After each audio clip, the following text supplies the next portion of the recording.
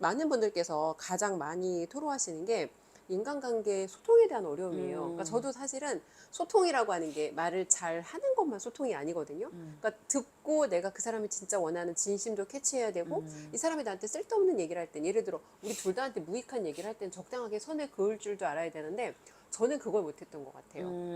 그래서 나랑 상관없는 얘기를 하면서 아무 때나 연락해서 나의 시간을 고갈하는 나의 고객들 때문에 정말 저는 되게 번아웃을 겪었거든요. 근데 대부분 들어보면 나랑 상관없는 얘기예요. 맞아요. 정말 나랑 상관없는 일이에요. 근데 이 사람들이 되게 웃긴 게 들어주면 그냥 막 계속 말이야. 짓거려. 쓰레기를 막. 들어주면 네. 계속 짓거려. 맞아요. 그래서 이제 그게 저 같은 경우에도 그게 되게 어려웠던 부분인데 많은 분들께서 어려움 느끼는 부분이 어떻게 나의 생각을 표현해야 될지 모르겠다. 이런 부분에 또 어려움 느끼는 분들이 굉장히 많더라고요. 내 생각을 꺼내서 상대방한테 내 의견을 전달하는 거. 그래서 내가 의도한 대로 상대방에게 내가 뭔가 영향력을 미치는 거. 아니면 내가 뭔가 주장을 했을 때 상대방이 나의 말에 동의를 하고 뭔가 내가 어쨌거나 내 의도대로 상대방과 소통하는 거 이런 부분 어려움을 겪는 분들이 많은데 이런 분들한테는 대표님 어떻게 조언을 주시겠어요? 저는 이것도 노력의 영역이라고 생각을 해요. 음, 왜냐면 제가 이제 어릴 때를 돌아보면 저는 음. 왕따를 당했어요. 어, 근데 여자친구들한테 제가 왕따를 당했는데 그 원인을 저는 모르겠는 거예요. 아, 그냥 왕따를 당하면 그냥 당하는 수밖에 없는 거지 어. 내가 거기서 어떻게 해볼 만한 게 없는 거예요. 음. 그렇다고 내가 성격이 되게 뭐가 나거나 사람들하고 못 어울리거나 뭐 이상한 애도 아니었어요. 성격 좋았잖아요. 그러니까 남들이 볼 때는 다 되게 활발하고 그리고 이제 어른들은 되게 좋아라 하는 성격인데 뭐가 문제일까 항상 저도 몰랐어요. 근데 제가 알게 된 사실이 뭐냐면 저는 남의 이야기를 듣다가 이 사람이 나한테 뭔가 문제를 주면은 답을 그냥 빨리 줘버리려고 그래요. 아. 기질적으로. 왜냐면 내가 답을 아는 경우에. 음. 그래서 여자들 같은 경우는 뭔가 대화를 꺼낼 때 위로와 격려를 되게 원해요. 위안을 받고 싶어 해요. 너무 원해. 근데 저는 그런 스타일이 아니에요. 그리고 제가 누구한테 그걸 요구하지도 않아요. 그러다 보니까 걔는 예를 들어 남자친구가 고민을 말을 하면 저는 입에서 야 헤어져. 딱 봐도 이거는 헤어질 각이네. 그렇지. 이렇게 말하면 걔는 갑자기 그 남자 편을 드는 거야. 그러니까. 그럼 난 또 그거랑 싸워. 야 네가 걔랑 만나서 유익이 된 게 뭐가 있냐. 너 생각을 해봐라 이러면 얘가 갑자기 더 싫어져. 뭔가 표정이 어두워져. 그리고 연락 안 오지 않아요? 안 오죠. 그러니까 이런 게 되게 사소한 예일 어. 수 있지만 어. 똑같아요. 누가 시험 공부를 안 했대. 그러면은 애들이 뭐 첫 번째 반응이 뭐야? 어떡하냐. 시험 공부 안 해서 이런 걸 원하잖아요. 그냥 나도 안 했어. 근데 저는 뭐라고 하냐면 야 지금이라도 지금이라도 늦지 않았어. 그게 야, 맞는 말이지. 야 아직 뭐 우리가 이제 6과목을 본다고 하면 야 아직 2과목 정도 건질 수 있는데 그럼 이거 하면 되겠네. 얘는 내가 싫은 거야. 아니 그럼 그 얘기를 왜 한 거야? 그냥 자기한테 공감해주고 자기를 이렇게 격려해주기를 바래서 뭘 격려해? 격려하긴 공부를 안 근데 했는데. 여자들은 남자들보다 굉장히 감정 카테고리가 좀 크잖아요. 감정선을 크게 타죠. 맞아요. 근데 저는 성향적으로 남자예요.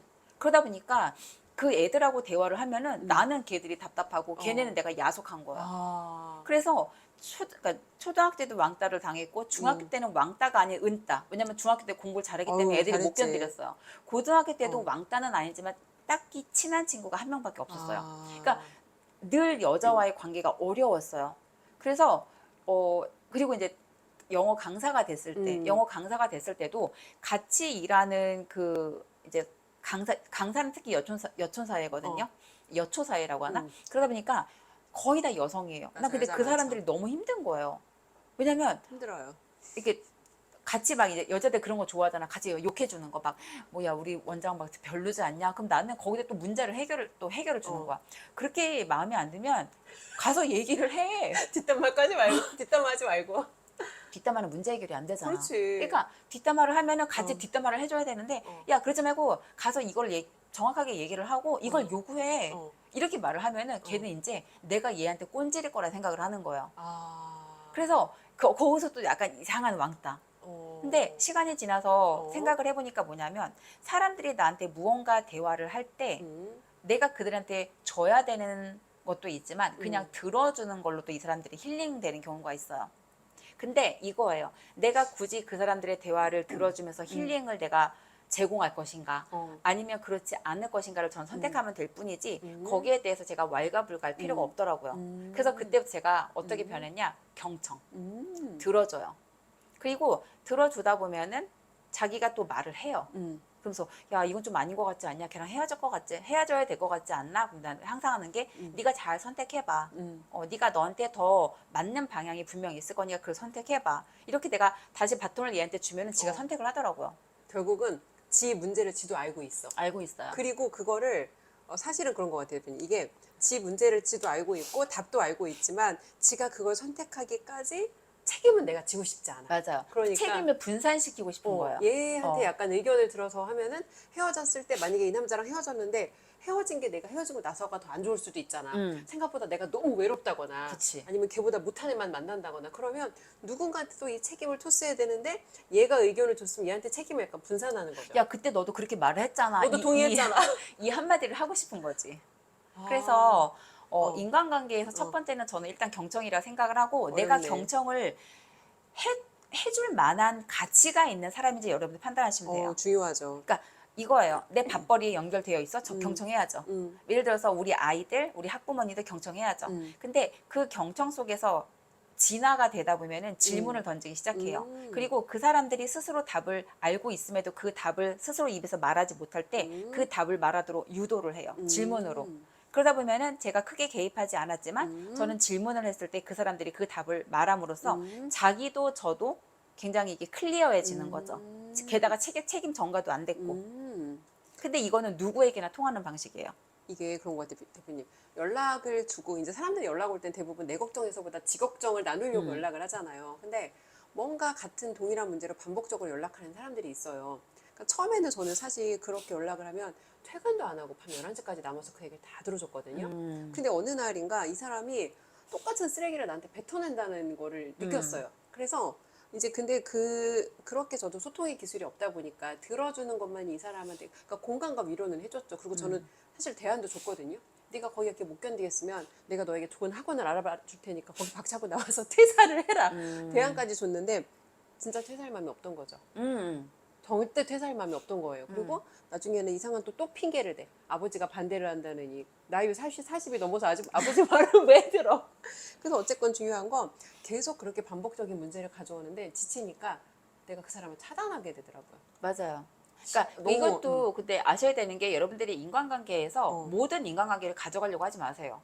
그러니까 이게 있어요. 예전에는 나한테 자산 같던 인간관계가 어느 순간 부채로 돌아서는 맞아. 순간이 있어요. 근데 그 부채 같은 인간관계를 내가 계속 가져감으로써 나의 생명 같은 시간을 고갈하는 거 그거 하지 않으셔야 되는 맞아. 거예요. 그러면 이제 누군가는 그러면 난 인간관계 다 차단해야 되나? 필요하다면 하세요. 근데 그럼 나는 만날 사람이 없잖아. 봐봐요. 여러분의 인생의 질이라는 게 나 혼자 결정하는 게 아니라 내가 관계를 맺고 있는 사람들에 의해서 이 질이 결정이 되거든요.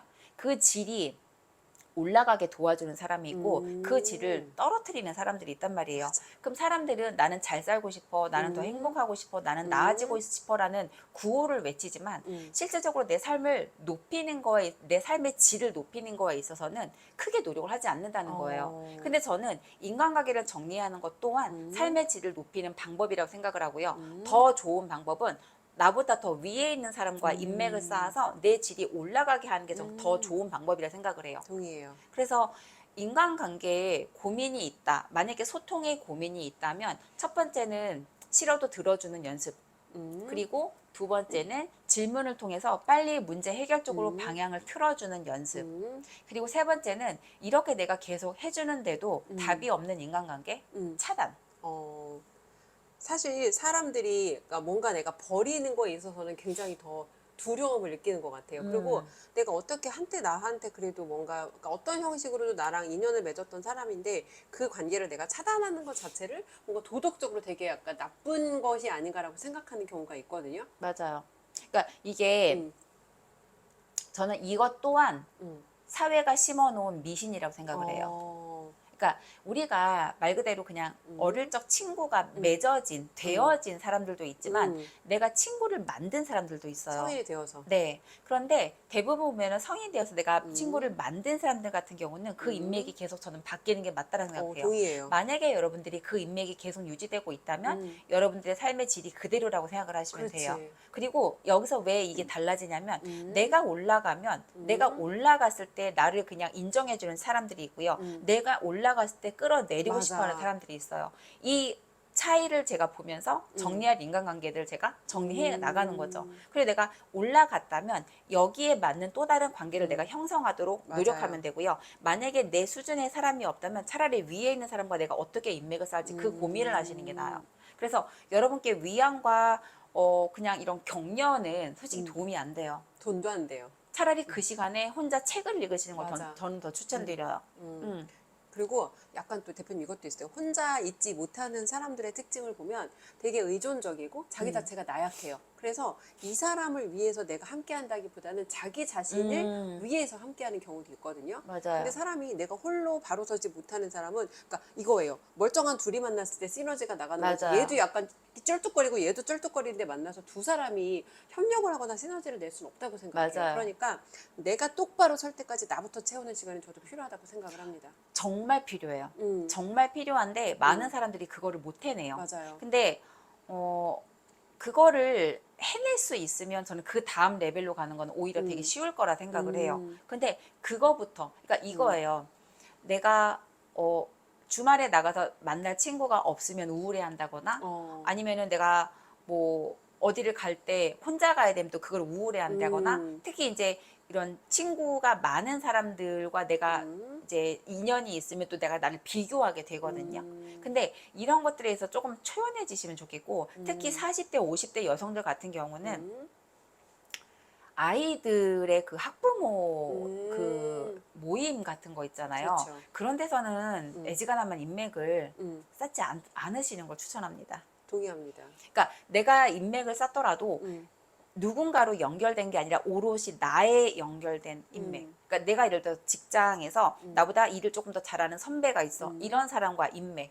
아니면 내가 영어 공부를 시작을 했는데 영어 공부를 하는 스터디에서 다른 회사에 다니는 또 누군가와의 인맥. 이런 식으로 내가 나의 성장에 기여할 수 있는 사람들과 인맥을 맺어야지 아이의 뭐 친구의 뭐 엄마라든지 아니면 뭐 남편의 뭐 친구의 와이프라든지 이런 거는 사실 크게 어떤 공통사도 없고 이게 어려워요. 그리고 여러분의 성장에 전혀 그러니까 뭔가 영향을 주지 않아요. 그래서 내가 만약에 인맥을 쌓는다면 저는 그냥 뚜렷하게 서로에게 도움과 어떻게 보면 가르침을 줄 수 있는 그런 인맥으로 가져가시는 거를 추천드리고 내가 인간관계에서 어려움을 겪는다면 저는 아까 말씀드린 거 경청과 질문에 대해서 한번 뒤돌아보시면 좋겠어요. 나는 과연 누군가의 말을 경청하는가?